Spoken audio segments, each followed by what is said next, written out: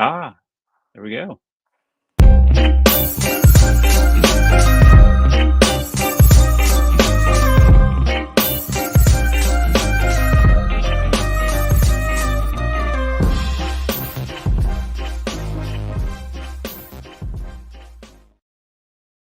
Good evening and welcome to this week's episode of Sunday Night Live. Wow, had a little panic situation going. You may notice it's not my normal background because discovered a glitch in the program on the PC. So after trying a couple of times to get that going and it didn't, I said, okay, let's go to plan B. So we'll access it mobilely. So here we are. I hope it wasn't somebody hacking into our system. It would be only too appropriate that we're doing a show on cybersecurity. So Right on welcome, time. everyone. This is this week's episode of Paul Meier's Sunday Night Live, and we are talking about cybersecurity and data management.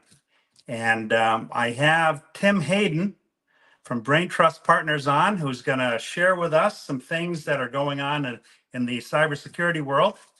It's something that's near and dear to my heart because I am a victim of identity theft. And once that happened a few years ago, I made it my business to get educated on cybersecurity and what type of threats are out there, what we can do about it. And I do my best to surround myself with people that are experts in the field. And Tim Hayden certainly is one of those experts. So welcome to the show, Tim. Hey, Paul, thanks for having me. And let's be too careful with that word expert. I mean, we're all students. We're all figuring this out because no one has all the answers. But I'm glad to be here with you, and I think we're going to have a great conversation.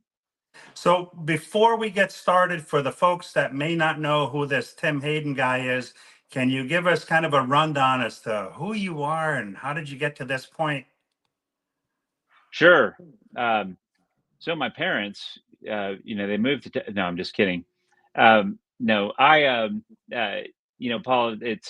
I'm a Texan. I'm a native Texan. For the last 25 years, I've started agencies. I've worked for agencies. I've started software companies, and I've worked for them. And since 2016, have been in the business of helping companies do more with their data, which we'll get into in the show. Been married for 24 years, have a 13-year-old son, and we live in Austin, Texas. And life is good, and we do everything we can to make it better every day. Awesome. Now you said married 24 years. Is that in a row? That's in a row. That's uninterrupted. Yes, sir. Well, welcome to the show. I'm sure we're going to have a lot of value here today because cybersecurity is something that you hear about a lot, and there isn't a day that goes by that we don't see some kind of a headline about some kind of a data breach. Or I logged into my insurance portal the other day, and the first thing that hit me was the banner on top that notified me of yet another data breach with that particular insurance company. But they're certainly not alone. It happens a lot, and it's happening every day. So thanks for making the time on a Sunday night to come on here and talk about this very important topic. I want to get to a couple of comments before we get started. And let's see here. We have Russell B. Hill kicking us off. Says, hello, Tim. I'm sure you will all figure it out. Yes, we figured it out. Plan B. I had a show with my buddy Sean where he lost video and then he lost audio. So we had to do it kind of pantomime style, where I was relaying the stuff that he was telling me over the phone. So we get through it somehow, some way. And just There's always a way. What do you call it? A disclaimer. As we see, the platform is not without bugs. There are sometimes comments that come up in real time that don't show up until after the show is over. So if we don't respond to a specific question, it just means that we haven't seen it. But we will definitely answer it after the show goes off the air and we see the comment live. So Wendy Reeves, Tim Hayden, thanks. I thought it was me. No, it was not you. Let's see, Nathan William, no worries. It must be a LinkedIn thing. Do your thing. If you contact the FCC in your country, they could order LinkedIn to take your ongoing issues seriously. Let's see. Um, da, da, da, da, da. Russell Hill, here we are, cyber. All right. Wendy says, good evening, beautiful people. Thank you. And Oh, of Larry course. Feldman, whom I'm going to be joining for dinner on Tuesday night. I can't wait. He's a good Ah, friend of mine. Let's see here. And Greg Dudley, hi y'all. All right, let's jump into it. So the CDK Global data breach has kind of smacked everybody upside the head to bring it front and center again. right. There's critical need for being more aware and kind of protecting ourselves and Hmm. why we need to take action now. When you think about it, let's say you have a dealer group that's 10 stores. Depending on how long they've been around, you're going to have anywhere from 50 to 100,000 records easily Easy, easy. in your DMS. And that's like an ATM machine to a cyber criminal. Sure. So why don't you kick us off? Yeah, I mean, we have a four rooftop dealer that we're speaking with right now, who actually has a situation where they have just out of those four rooftops, they have 300,000 records. Some are customers, some are folks who just filled out a form on the website, and some are folks who came in for a test drive. And we've got not only their mailing address and their phone number, and their email address, but we also have their driver's license on record from that.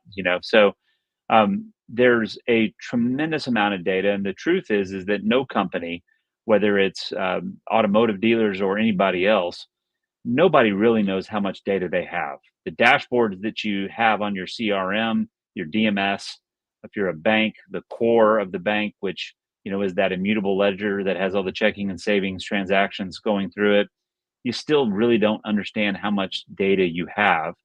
And with that, it becomes a bit of a moving target for people to manage it. And it also is very difficult to defend it for a number of reasons.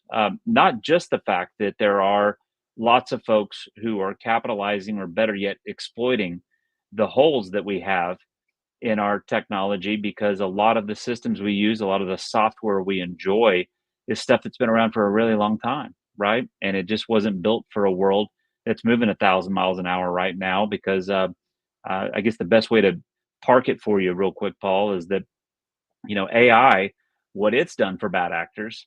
Yeah, we used to have 12 to 14-year-old young men in Eastern Europe that would be training their whole life for a 10-second moment they could get 100,000 credit card numbers, right? They were waiting for that moment. That was 10 years ago. Today with AI, that same group that was training that one individual is now training several individuals that can leverage AI to knock on millions of doors, millions of times a day, just trying to find the vulnerability. Which is why, as you open the show, you're starting to get all these breach notices. You're getting these letters that are saying that your data has been compromised, or these banners when you log in to see your account. So it's a cruel and fast paced changing world that we're in, and at the same time, it's a fascinating opportunity for cybersecurity, and a lot more than just software security itself to be done to protect us and to protect the data that our customers have entrusted us with. Now, to put it in relatable terms at a dealership, just think about this, okay? All of the software that we have in our stores, if you were to run an audit to see who's accessing, who's coming in and out of your DMS, who's pushing, who's pulling on a daily basis, I would venture to say that most of the stores would not know with 100% certainty until you ran such an audit exactly who's coming and going into your DMS. Okay. Correct. So, because management changes, employees change, management brings in certain software, management changes, they don't know, they don't use it, they don't know about it. And That's right. it was a few years ago that another DMS company, who I'm not going to mention, their system was compromised. They survived nicely, And a lot of people today probably don't even know that company's name, but I've been around the game for a little bit. So I know what happened then. And it was a third party that they leveraged to access the data. Okay. Right. So we don't know who's coming or going. And and you spoke earlier about, appliances. Okay. Some of Hmm. these internet appliances, when you do an audit in the stores, a lot of them are beyond life, Right. just like Windows XP. Maybe on Correct. some people's computers. However, Microsoft stopped supporting it quite some time ago. And as Correct. such, the vulnerabilities that are new every day, they're not being addressed by these companies because they've already sunsetted that software. They have no intention of working on stuff that's already outdated. That's absolutely true. I mean, and a lot of what you're dancing around there, Paul, is human folly, right? They don't know what's coming in out of their DMS. Well, there's two reasons for that, right? The DMS was never built for it to integrate with everything, right?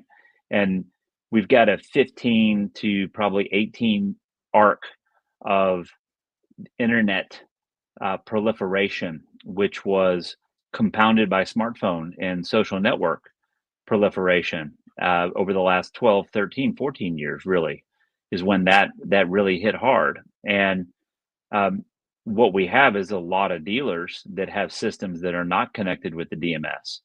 So you have two problems here. You have one, that there are changes with customer information happening in systems that don't talk to the DMS.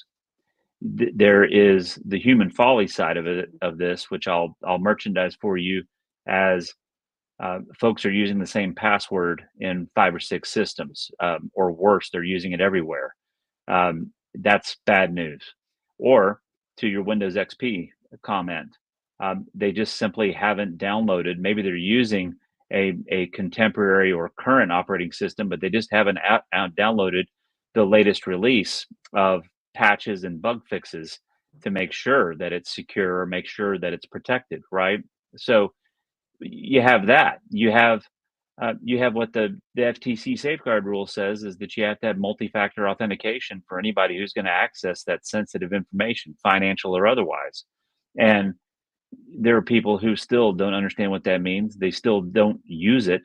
So there's a lot of things that are happening. The people who don't have screensavers that lock on their computers for 5 or 10 minutes. They get up to use the restroom, you're just willy-nilly allowing anybody to come up there and see what's on your screen, which could be sensitive, or worse, to sit down and have their way. And you're lucky you're having dinner with Larry Feldman, because don't even get me into what he sees all the time. Is there's stacks of driver's licenses sitting on somebody's desk in the dealer as well, which is too easy for somebody just to walk by and just tip them over and put them in their pocket, right?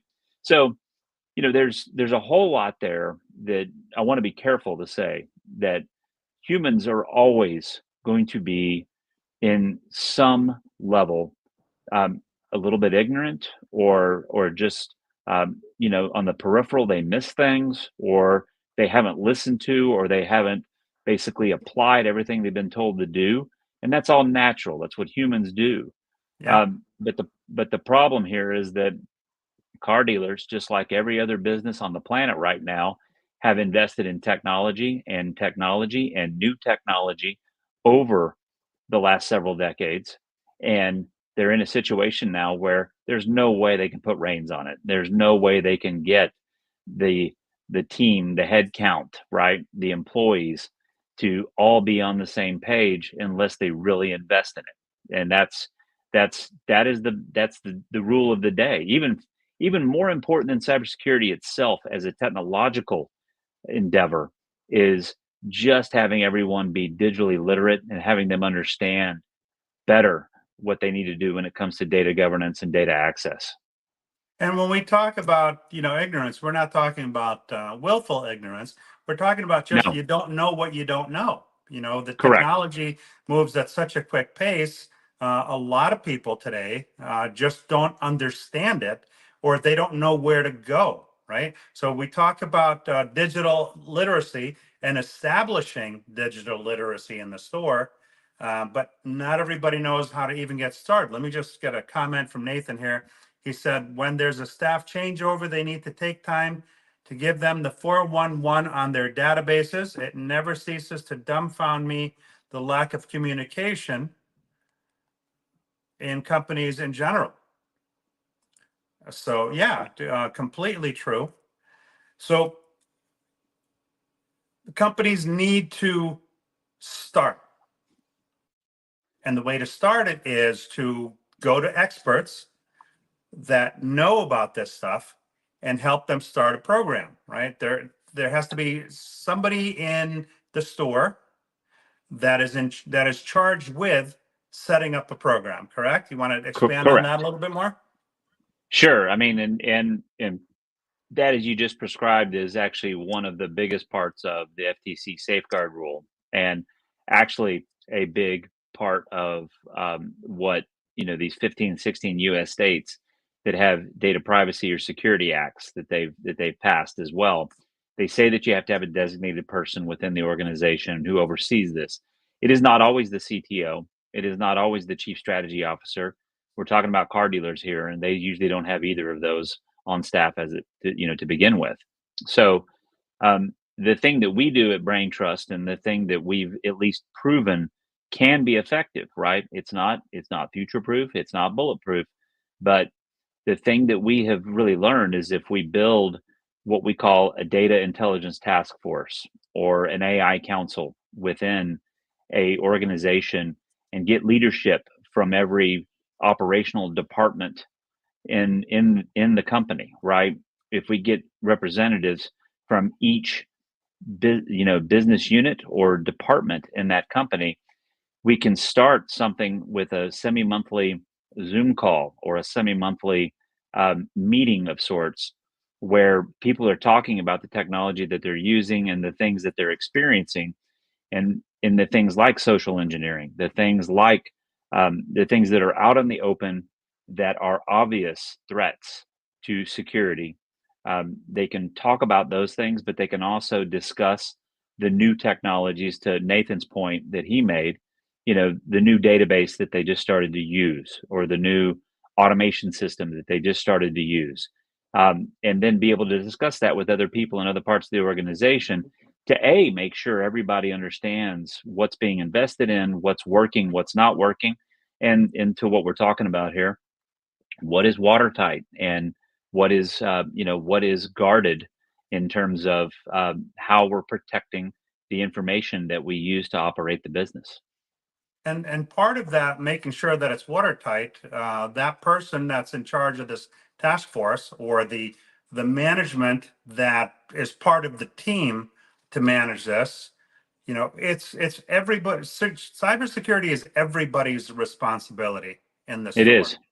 because data I've seen is that some 58% of the time it's a human element that causes the problem. Okay. Yes. It's getting so sophisticated today that we're being bombarded in ways that we have no concept of. And how do you fight an invisible enemy, right? Yeah. Yeah. And No, I mean, you have a couple of things here that are, I think, coming to market is the best way to describe it. Um, and there's a lot of talk about customer data platforms. There's a lot of talk about marketing automation. In those two categories, just the idea that these become tools to help you perform the marketing function at a faster rate with more accuracy, um, individualizing or personalizing experiences, and having more accurate analytics. Part of the analytics piece of a lot of these systems is the ability to detect anomalies, right? To find out when someone has identified themselves as someone that exists in the CRM but can't answer all the questions, or it comes from a different IP address, or it just doesn't look right. So this is not something the human does. This is something that the technology is doing.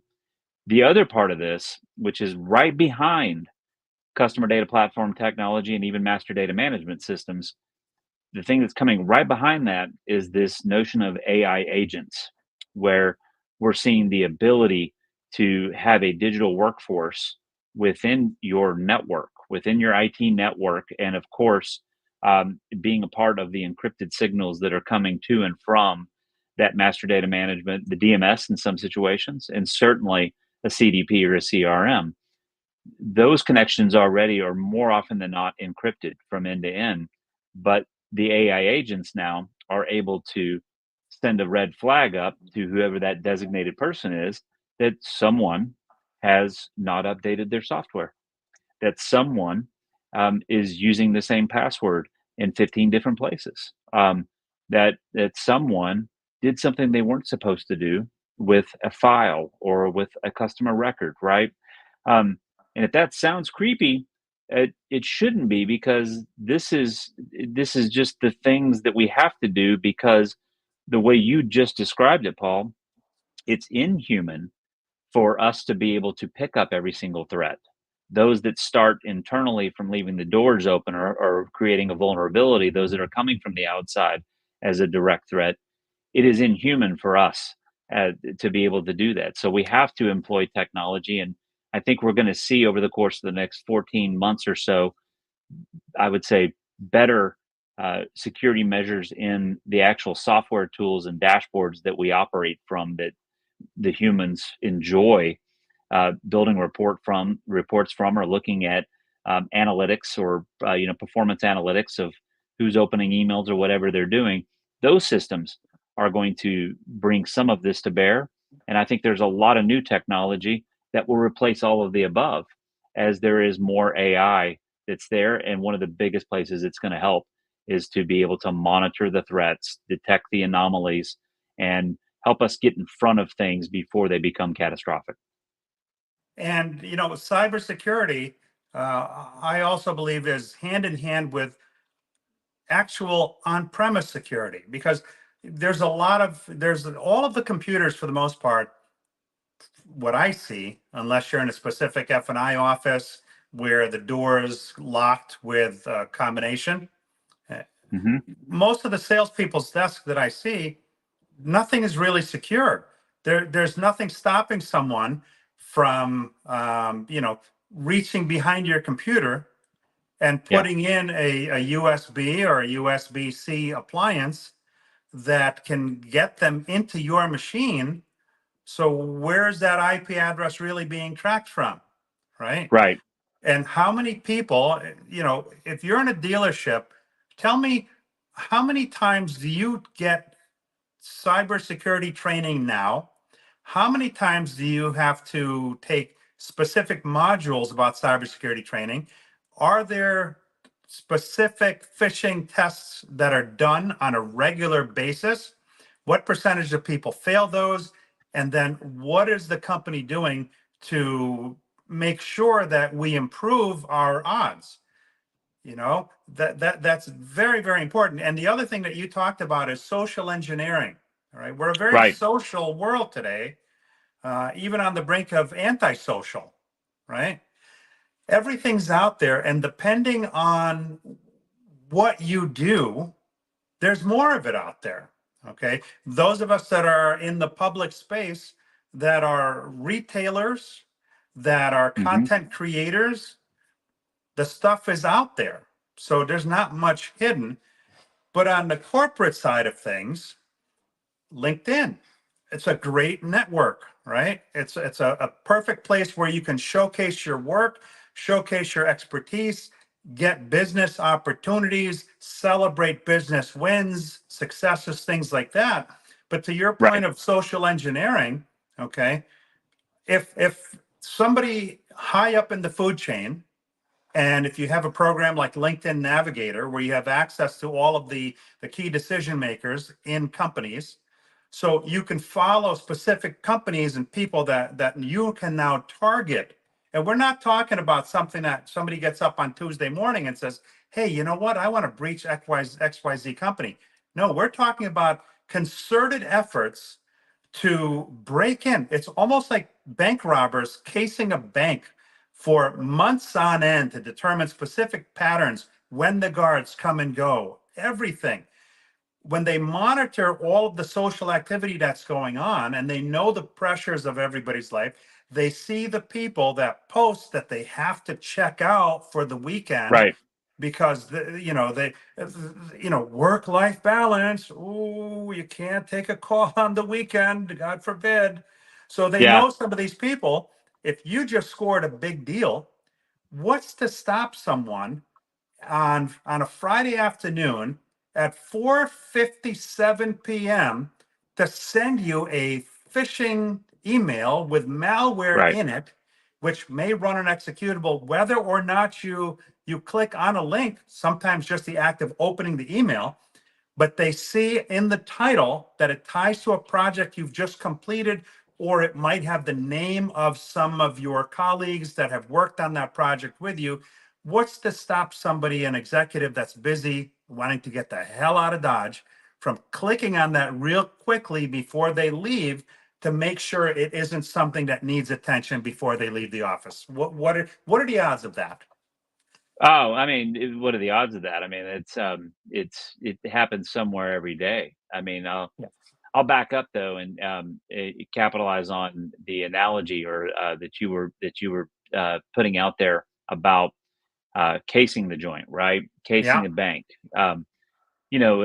It's ironic because the things that a lot of these master data management and customer data platforms will do is help you understand your customers better than you know them already, right? Yeah. Um, which actually was something that Dale Carnegie, when he wrote his book, How to Win Friends and Influence People, was always about. I love the one part where he says, I forget which chapter it was. It's been a while since I read it, but where he says you go into a meeting and you shake hands with somebody, you look at their diploma on the wall behind them, and then you have something that you can immediately be friendly about. You can tell Yeah. a story because you went to their rival college, or somebody that also was there that graduated the same year, kind of thing, right? Um, the casing the joint part of it is not just the bad guys sitting outside the bank and seeing who walks in, who walks out. It is the fact that they can be anywhere in the city and they're monitoring all the banks at once, and they're finding where the vulnerabilities are, right? And you gotta I love that you threw that out there with banks, because that's what a DMS is. That's what a Yeah. CRM is. That's what a customer data platform is. It's what a marketing automation system is. It's what a lot of these AI tools that we are pouring data into. It's what they are. They are rich, rich, rich with probably the most valuable asset that is right behind what is a tie between your inventory and your real estate, right? Yeah. Your most valuable asset is your data, because that is your intelligence before it's made artificial, before it's automated, right? It is your intelligence. So the jam here is that everybody wants their hands on it. Everybody, a lot of people that are not in the United States want to do things to just disrupt us, right? They want to cause problems. They want us to, they want us to just not live as good as we do. And I could unpack that in a lot of ways. I'm going to be very careful not to get political, but it is, it is absolutely what I think we see people doing right now is to take advantage of us right now. I mean, to the rest of the world, we're busy Americans who oversubscribe to social media, and it's really easy to gamify that on us. Really easy to do that. Um, we are given an opportunity to connect our phones to everything in the house now, right? To have everything in the house connected to the internet now, and with our vehicles and with everything else. And we talk about it all the time. We talk about this digitally connected experience that we have, and that's everyone sees that, and they know it's not going to be difficult to get in and disrupt it or knock us offline, cause an outage, or even better, when they can hit the jackpot and they have that asset, right? They have that information. And to the point you and I think we're talking about while we were having technical difficulties, right? Was um, the three bag opportunity that a bad actor has. If they get data from you, if they compromise that customer information, they're going to hold it for ransom. Okay. But while they're holding it for ransom, they're going to see what quality of data and what information they got their hands on for them to commit identity theft, for them to go commit credit fraud, for them to go do something that's profitable with that information. They may sell, pardon me, they may give you the data back. You think they're giving you all the data back after you pay the ransom, but no, they kept a copy of the data and they went to the dark web and they sold it to other people that know Yeah, how to exploit it for identity theft, credit fraud, and everything else. So um, this is this is one of those things that the severity of the letter you get, and I'll pick on Ticketmaster because that's one of the letters I yeah, got this year. me too. You know, the severity of the Ticketmaster experience is not it is never delineated in that letter, right? It is, we are in front of this. We're making the changes that are needed, and we'll be back up in operations, and we can ensure you that only some of this information was compromised, but not all of it was, right? I And don't believe it. and and you cannot believe it. You cannot believe it. It's always worse than you're hearing about it. And I'd say the same thing about CDK is, or any of the other breaches that we're hearing about in the car biz right now. It is much worse than we're being publicly told. It really is. Yeah. Now, interesting comment from Nathan. He says that's why it's important to think before you post. But here's the thing. You don't necessarily know. We can't stop living.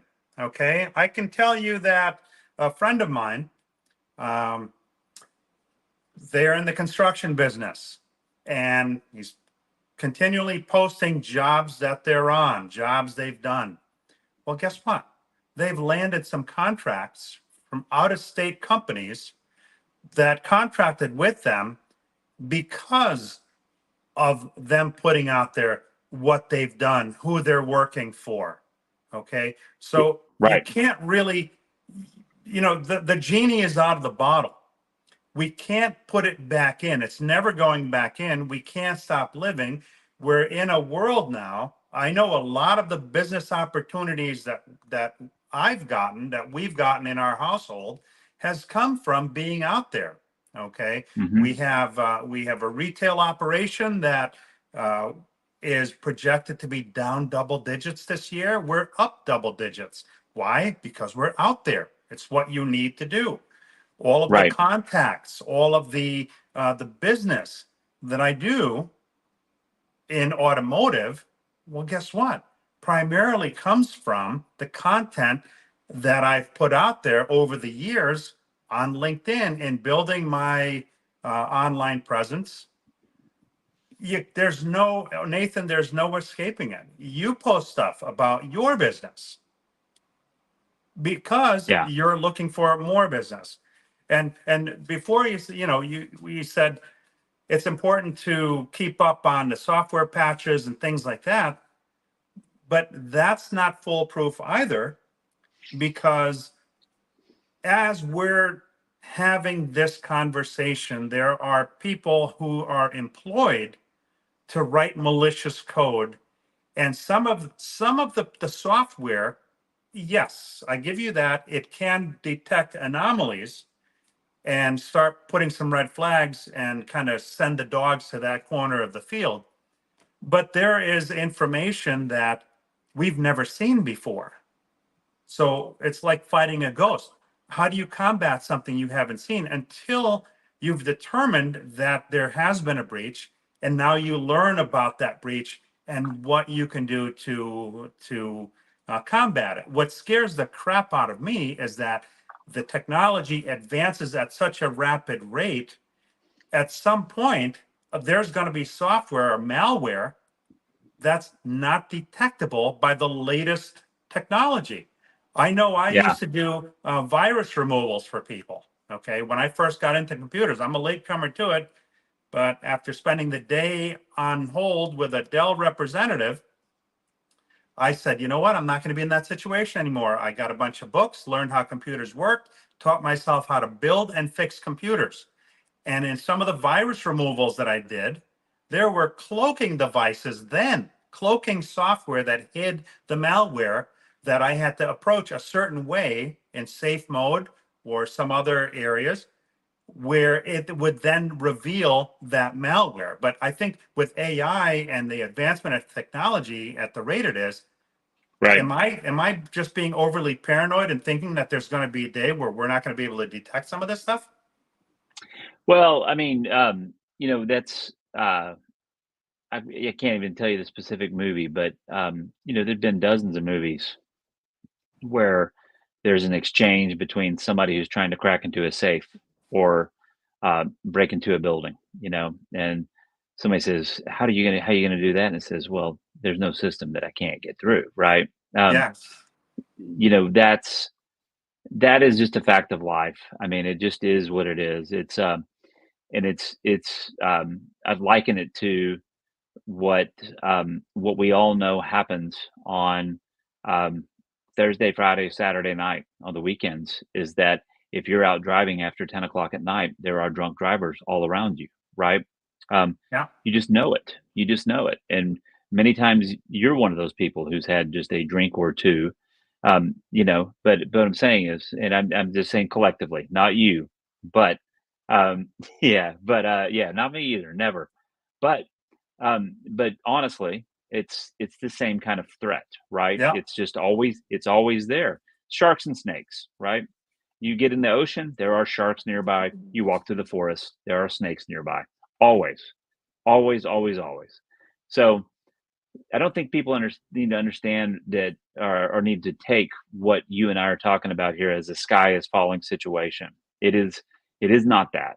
It is that there are reasonable measures that you can take in terms of protecting your business and protecting that asset, which is information about your business and information about your customers. There are ways you can go about protecting it, and there are ways you can go about educating and bringing everybody up to speed on the team to effectively talk to each other, right? To communicate about what they're doing with operations, what they're doing with software, what they're doing with information, and educating each other on how to do things better, right? And I think it's one of those things that as we were talking about AI agents earlier, there is technology that's on the way to help us be able to monitor things internally as much as we do it with external penetration testing and SOC 2 right Yeah. now, right? Which is when we point the gun at the wall and we see if we can shoot through it, right? Well, there's other ways that I think we're going to have some fantastic opportunities to protect data, and it really is. I think in the time we got left, Paul, it's a perfect time to good segue there to say that the world of data management systems that is new to market right now to help you with systems integration in a way that hasn't been talked about in history, right? Systems integration was left to the Fortune 500 who could afford to hire a Deloitte or a PwC or an Accenture to do something over 2 years in India. Now you have the opportunity with modern customer data platforms, with master data management systems, dealer data platforms. There we go. Um, these platforms are built for you to integrate all your systems so you can clean your data up and get to that basis point where you can then know what's real and what's not of the data you have already, not to mention endless possibilities to improve your operation, endless possibilities, not future proofing, but being future ready for whatever's going to happen in terms of new technologies or new threats. You have your data and you have a copy of it now in another platform. It'll still be in its sources, its source systems, right? Still be in the DMS, the CRM, whatever's happening on the fixed ops side for parts and appointment scheduling and everything there, right? Yeah. All of those systems connected to one system, and that's where AI starts to work for you to basically help you build efficiencies in how you run and have much clearer, more precise analytics about the behavior of the entire operation, not just your customers and media, but also what's going on with your employees, what's going on with all of the operations under roof. So I think that's the other good news I have for folks, right? And that's actually, it's not a plug for Brain Trust at all, but it is our core business, is helping people select the best fit systems to go about managing their data much more responsibly for all the operational benefits you may have. So in doing that, we have to have the data intelligence task force. We have to have the digital literacy. We have to have people all on the same page. And we have to make sure they're not just doing turnkey training, but they're meeting on a regular basis, because the world changes on a very fast, regular basis. Now, are you talking about a system that runs in tandem with the data that's runs through the network, but essentially kept in a secure locker so that they have access to the data that's not compromised, almost like in medical terms, like the blood-brain barrier, right? Right, Where certain you can't penetrate that, right? right. Some medicines can't penetrate that. What they do is they re-engineer viruses that are able to penetrate that blood-brain barrier in order to Yes. deliver medication. So are you talking about something like that, where there's a barrier and it's in a locker?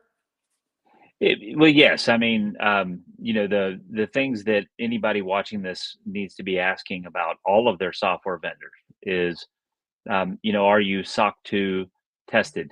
Have you been penetration? Has there been penetration testing?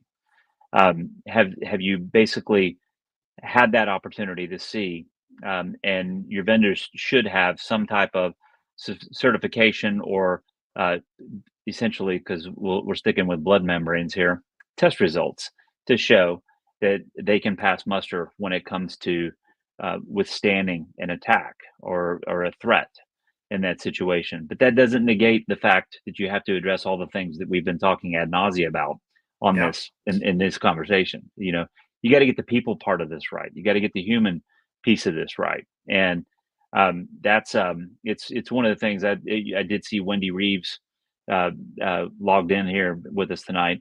The thing she hosts every Wednesday on Clubhouse, the human side of AI. Many of the conversations that are on in that Clubhouse for that 1 hour are about what we're talking about here, is, are the humans being brought up to speed in terms of what they can do to work alongside automation, right? And that which is machine intelligence or artificial intelligence. So there's there's a huge opportunity for. Well, I'll stick with your locker designation there. Once the data is in there, you have two kinds of people that can access it. You have the least privilege and the privilege. The least privilege can't see all the data, and fewer in number, the privilege, can work with other people when they're looking for data and help them find whatever it is they need to find within the system. There's multi-factor authentication, there's encryption from end to end. There's all these things to make sure that data is of high integrity and protected while it is in that system, and especially as it's reading and writing back to other systems. Right. Um, to make sure that you have accurate information in your DMS, that you have accurate information in the CRM. That's it's that reason, probably that's the table stakes, right? There's nobody in this business that's not able to tell you an entity or a identity or object resolution story about what machine learning can do for them. That has to be quickly followed or preceded by a conversation about security. Absolutely. It's every day. The exposure to your store, from a reputational standpoint, from financial standpoint, from being sued, from just people not wanting to do business with you because you haven't secured data. It's such a huge problem. I had a situation. I had to go visit a doctor's office, and they want all this stuff that I didn't feel they needed to have. So I used artificial intelligence to create my own document that's essentially a document that they would have to sign, that they're guaranteeing my data's security and that they'd be willing to fork over X amount of dollars in the event that they got compromised. Well, it was quickly after that that I presented that document that all of a sudden they would make an allowance, and it turns out that the information they wanted to store wasn't necessarily something they had to have anymore. But not everybody's a nut job like me that would actually go in there with something like that. But Right. I'm just so getting so tired of it, because at every turn, I don't care where you go, the Medical Information Bureau, that's been cracked, and that's supposed to be secure to keep all of your data secure.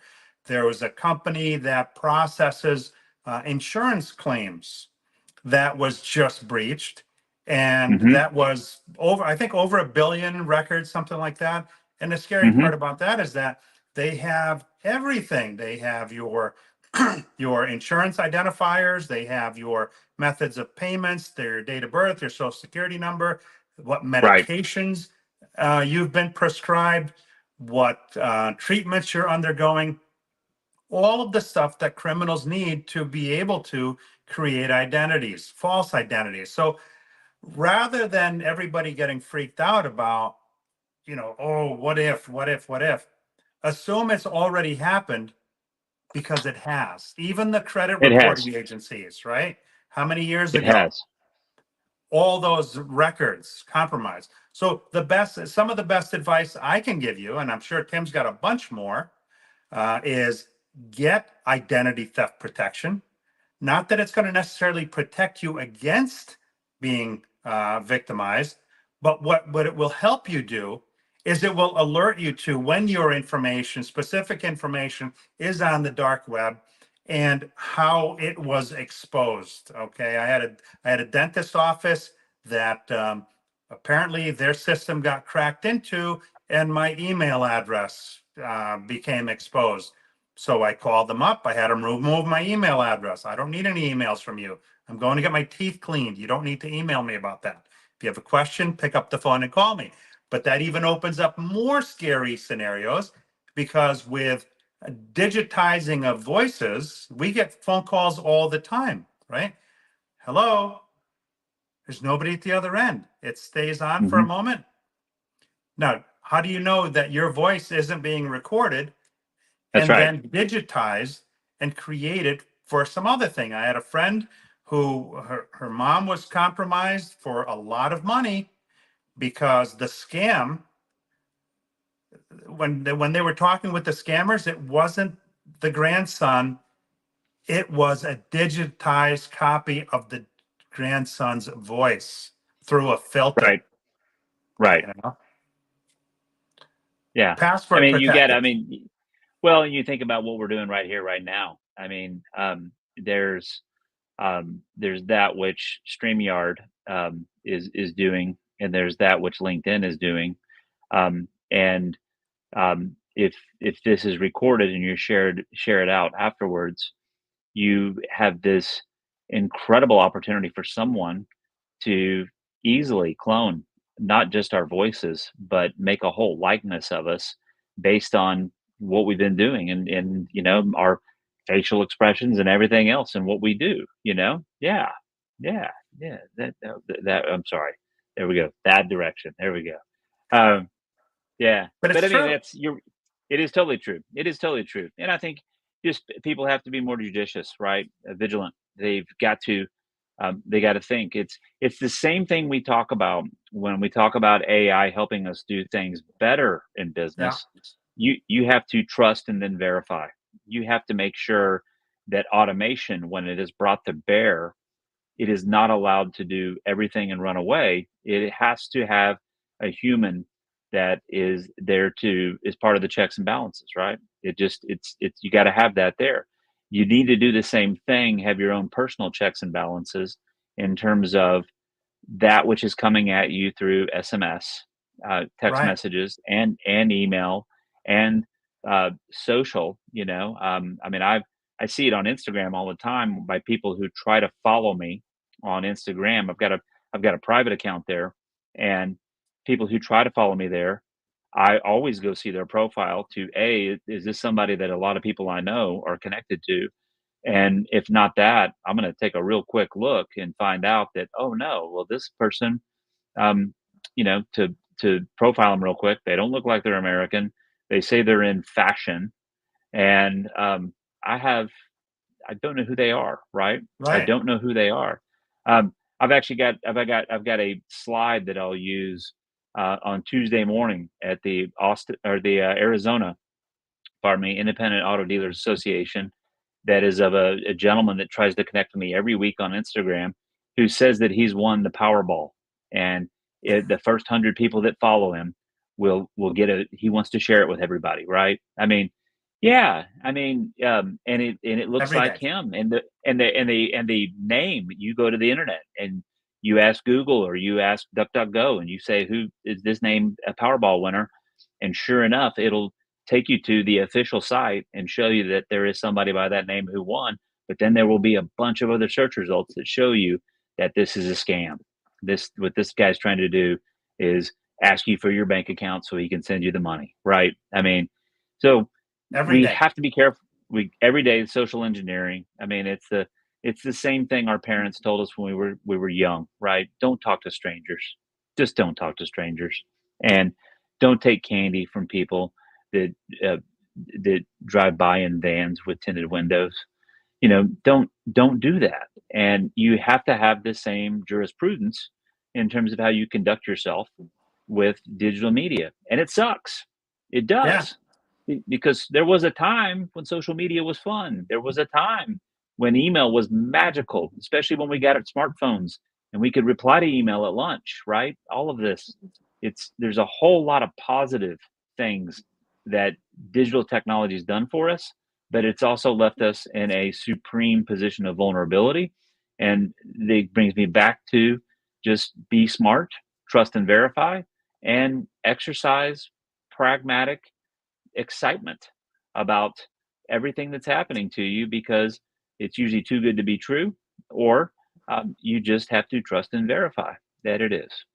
I don't open half the emails I get anymore. If it remotely smells bad, I just delete it. Yeah, Phone calls, I don't half the time I don't even answer the phone. I wait for them to say something first. right. It's unfortunate, but that's the world we live in. And Michael Larkin, just to address the green screen that you're digging the green screen thing, that's only because the online platform on PC has a glitch. So I need to find out what's going on with that. But fortunately, we went to plan B, which is the phone, which doesn't have the same background controls. So I wasn't able to put my normal screen on there. So I hope that you guys got a lot out of tonight's show. If there's anyone that you feel that would benefit from this information, I would say definitely pass this on. Oh, you know what? I just realized that. Wow, we started quite late. We were 7 minutes late because of the glitch. I was 7 minutes late because of the glitch. Because I'm looking at the timer here, so we haven't actually gone the full show yet. So we're going to be a few minutes over because I don't want to jip anybody out of stuff. Um, but some of the things that I laugh. Okay, LinkedIn, it's a good platform business wise. I get so many connection requests, and I don't accept most of them.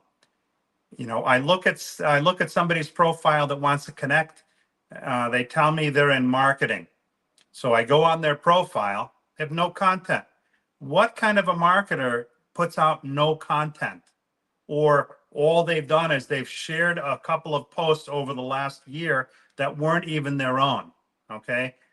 No, I Yeah. don't think you're in marketing. As a matter of fact, I laugh because I look and I see that we, the fake profile of myself, we share 20 mutual connections. So there are 20 people that just, sure, you know what? I'm on the way to 40,000 followers. This is great. Oh yeah.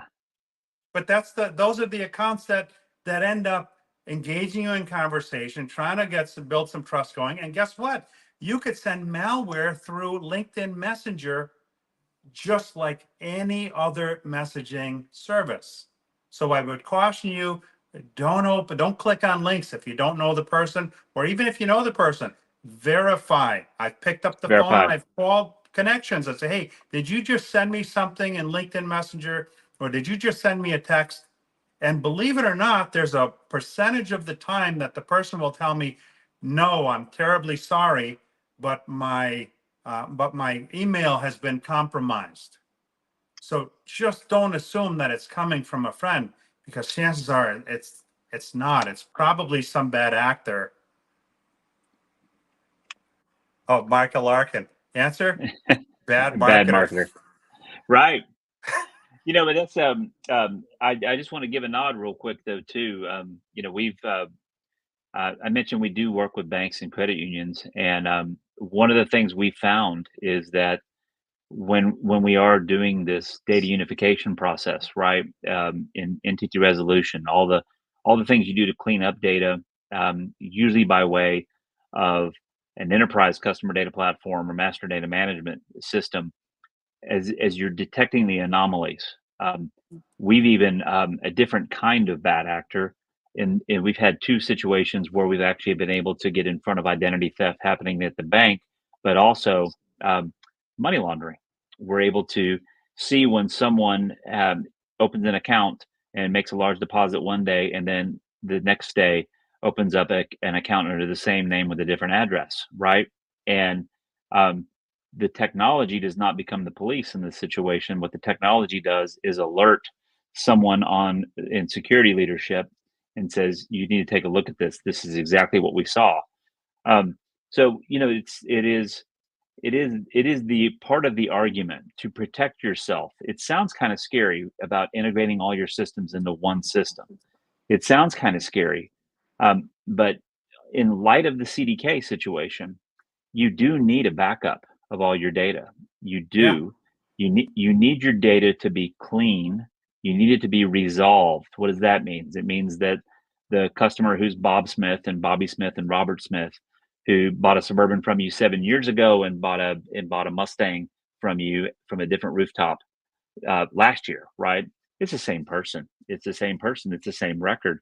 And he's married to somebody named Sue Smith, who is Susan Smith, who is S Smith, who has a Subaru Forester she got from your Subi store, right? And you know, think about what you would do if you knew that type of intelligence, and not to mention everything we've been talking about for the past 50 some odd minutes, that you would know when somebody is very easily showing up and trying to pretend they're Bob Smith on your website or by phone or some other way, right? You know that it's Bob or not. You know that it's Susan or not.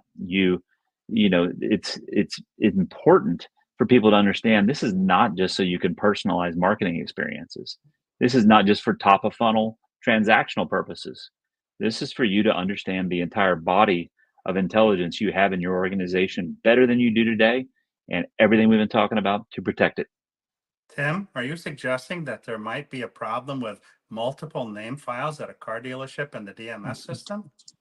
Is that what I'm hearing? Every single one of them. Every single one of them. Oh, but it costs so much money for these cleaning programs. Well, if you're going to go to the future, right? If you, it's hard. Let's be totally fair to car dealers. Car dealers, there's a whole lot of my daddy or my mom had this business before I did, and then and her granddaddy had it way before she did, right? There's a lot of that, and Yeah. I understand that there's continuity and there's resistance to change. There absolutely is. It's very natural. It's very human.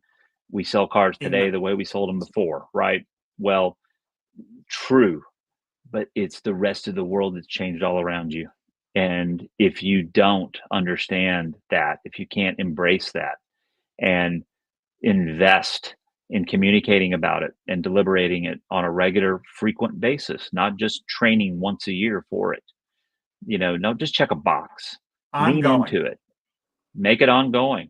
If you're not doing that, I hate to say it, but it's not just car dealers, but there's a lot of businesses that I think are going to see their sales go down, and they're going to point the finger at something else. It's their problem that Yeah. they were not proactive with data governance and data management, and of course, data protection is a big integral thread through it all.